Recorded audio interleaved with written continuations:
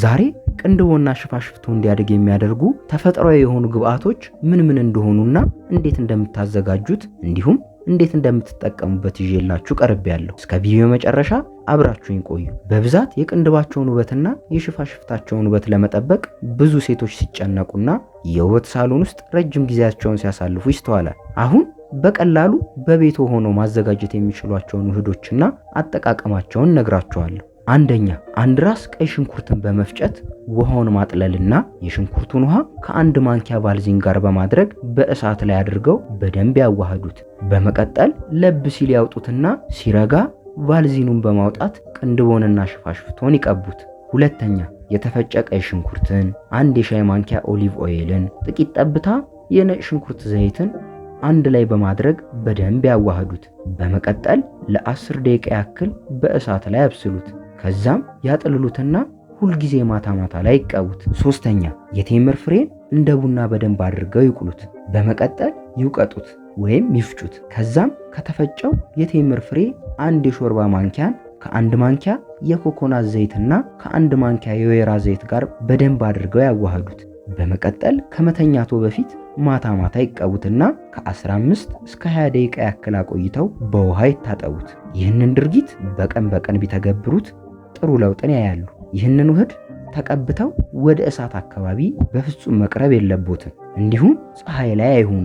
ይህንን ድርጊት በሳምንት ለ2 ወይም ለ3 ጊዜ ቢሞክሩት ጥሩ ለውጥን ያገኙበታል።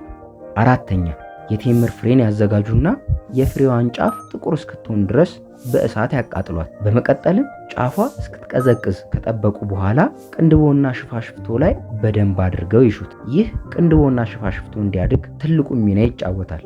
አምስተኛ፣ የካስተር ኦይልን 3 ጠብታ ጥጥ ላይ በማድረግ ይቀቡትና ማሳጅ አድርጉት። ይህንንም ድርጊት ማታ ላይ ያድርጉትና ጠዋት ላይ ለብ ባለ ውሃ ይታጠቡት። አሊያም ቀን ከተቀቡት ደግሞ ለ10 ደቂቃ ያክል አቆይተው ለብ ባለ ውሃ መታጠብ ይችላሉ። ስድስተኛ፣ የወይራ ዘይትን በጥጥ ላይ በማድረግ ይቀቡትና ማሳጅ አድርጉት።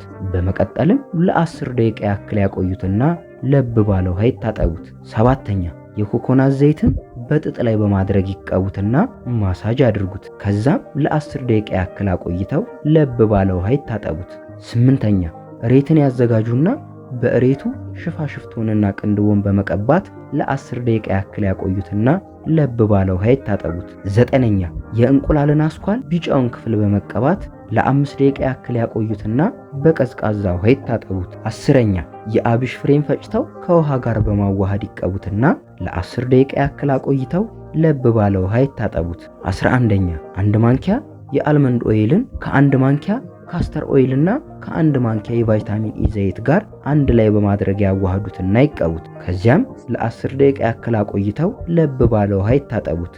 እነዚህ እስካሁን የነገርኳችሁ መንገዶች ቅንድብና ሽፋሽፍትን ከማሳደግም ባለፈ ተፈጥሯዊ በመሆናቸው የተለያዩ ጥቅሞችን ያገኙበታል። ለዛሬ ያዘጋጀውላችሁ ቪዲዮ ይህን ይመስላል። ያላችሁም ማንኛውንም አስተያየትም ሆነ ጥያቄ ኮመንት ላይ ጻፉልኝ። እንድሰራላችሁ የምትፈልጉትን ማንኛውንም የጤና ርዕሰ ጉዳይ እንድታጋሩኝ እየጠየቅኩ ይህን ቪዲዮ ሰብስክራይብ ሳታደርጉ ከሆነ የተመለከታችሁት ሰብስክራይብ እንድታደርጉ እየጋበዝኩ በሌላ አዲስ ቪዲዮ እስከምንገናኝ ቸር ቆዩ።